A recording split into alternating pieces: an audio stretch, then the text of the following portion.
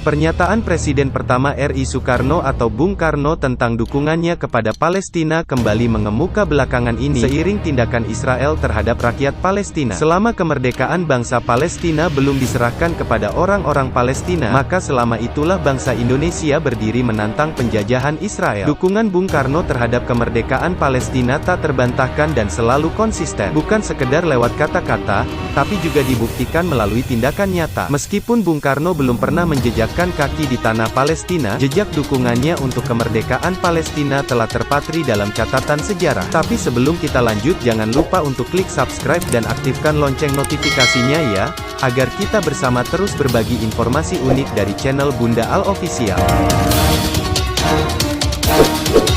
Dukungan pemerintah Indonesia, yang digaungkan Bung Karno terhadap kemerdekaan Palestina tak lepas dari sokongan yang diberikan pemerintah dan rakyat Palestina terhadap perjuangan kemerdekaan Indonesia. Bahkan, setahun sebelum Indonesia merdeka, pada tanggal 6 September tahun 1944, Mufti Besar Palestina Syekh Muhammad Amin Al-Husaini memberikan dukungan secara terbuka bagi perjuangan kemerdekaan Indonesia. Berdasarkan buku Diplomasi Revolusi Indonesia di Luar Negeri karya M. Zain Hasan, sejak dukungan yang disampaikan secara terbuka melalui siaran radio Syekh Muhammad Amin Al-Husaini, jalanan di Palestina dipenuhi gelombang aksi solidaritas dan dukungan kepada Indonesia oleh masyarakat Timur Tengah. Terimalah kekayaan saya ini untuk memenangkan perjuangan Indonesia, kata saudagar kaya Palestina, Muhammad Ali Taher saat membantu perjuangan kemerdekaan Indonesia pada 1944.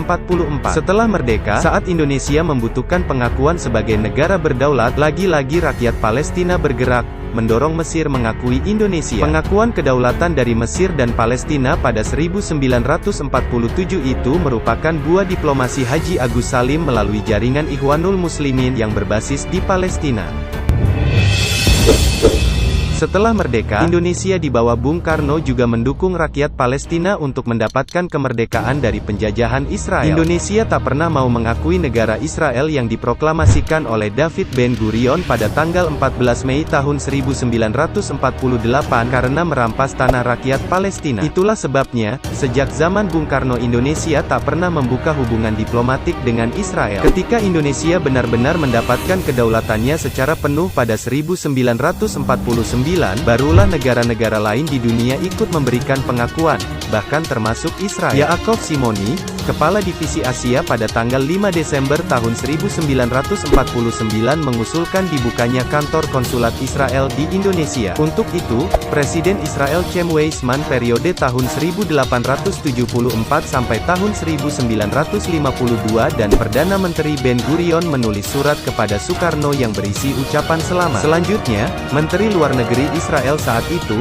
Moshe Saret pada Januari tahun 1950 juga mengirim telegram kepada Muhammad Hatta yang berisi pengakuan penuh Israel terhadap kedaulatan Indonesia. Namun, Bung Karno tidak pernah menanggapi telegram dari Israel tersebut dan hanya Muhammad Hatta yang menanggapi hanya dengan ucapan terima kasih tanpa menawarkan hubungan diplomat. Israel tetap tidak menyerah dan berbagai upaya dilakukan untuk membuka celah hubungan dengan pemerintah Indonesia. Pada awal 1950, Saret kembali menulis surat kepada Hatta mengenai rencana pengiriman misi Muhibah ke Indonesia. Kembali lagi, Hatta atas nama pemerintah Indonesia membalas surat tertanggal tanggal 6 Mei tahun 1950 yang berisi agar misi tersebut ditunda tanpa memberikan batas waktunya. Bahkan, pada akhir 1950, ketika pengusaha besar Israel R.P. Goldman melakukan kunjungan ke beberapa negara Asia, termasuk Indonesia untuk meningkatkan hubungan ekonomi dan perdagangan. Namun, delegasi bisnis Israel tersebut tidak mendapat respons positif dari Soekarno. Dukungan Bung Karno terhadap Palestina ditunjukkan saat mulai menggagas konferensi Asia Afrika pada 1953. Indonesia dan Pakistan menolak keras diikutsertakannya Israel dalam konferensi tersebut. Israel yang didirikan atas bantuan Inggris dinilai bentuk nyata kolonialisme baru yang mengancam perdamaian dunia. Sebaliknya, saat penyelenggaraan konferensi Asia Afrika pada 1955, Soekarno mengundang Palestina meskipun saat itu belum diakui sebagai negara merdeka. Mufti Besar Palestina, Syekh Muhammad Amin Al-Husaini datang dan mewakili kepentingan Palestina. Dalam pidato pembukaan KAA, Soekarno secara lantang memberikan dukungan kepada negara-negara yang masih mengalami penjajahan. Kolonialisme belum mati, hanya berubah bentuknya. Neokolonialisme itu ada di berbagai penjuru bumi, seperti Vietnam, Palestina, Aljazair, dan seterusnya, kata Soekarno. Semangat Bandung yang menyuarakan anti-imperialisme dan kolonialisme bergaung hingga negeri Palestina. Pidato pembukaan Soekarno di KAA juga menginspirasi tokoh perjuangan kemerdekaan Yasser Arafat yang lahir pada tanggal 24 Agustus tahun 1929 atau saat itu berusia 34 tahun. Pidato tersebut juga menjadi dukungan moral bagi ribuan pejuang kemerdekaan Palestina lainnya.